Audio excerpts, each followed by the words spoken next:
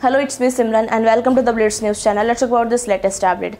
The air quality in the country's national capital Delhi has improved, but even then it is in the poor category.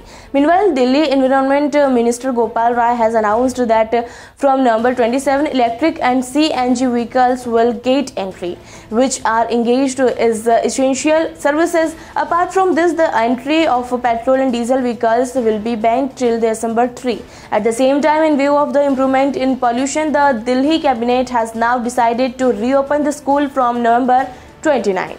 Apart from this, Gopal Rai said that buses will be run for the places from where maximum employees of Delhi government come.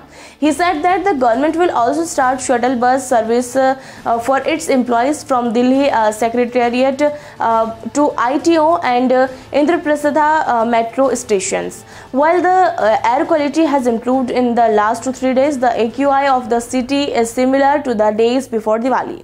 It is informed that in view of the improvement in air quality and inconvenience caused to workers, the ban on construction and demolition activities was lifted on Monday. But in the view of air pollution in the national capital Delhi and NCR, the Supreme Court again resumed the construction works is banned.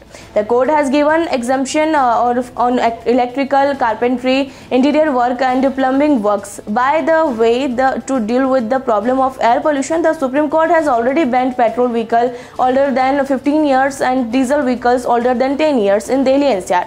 Apart from this, where the PUC is also mandatory now, those caught to driving a vehicle without a valid PUC can attract a fine of rupees 10,000. Not only this, if the PUC of the vehicle is not done, then the driving license can be cancelled for 3 months. So that's it from us in this latest update. Thank you for your time.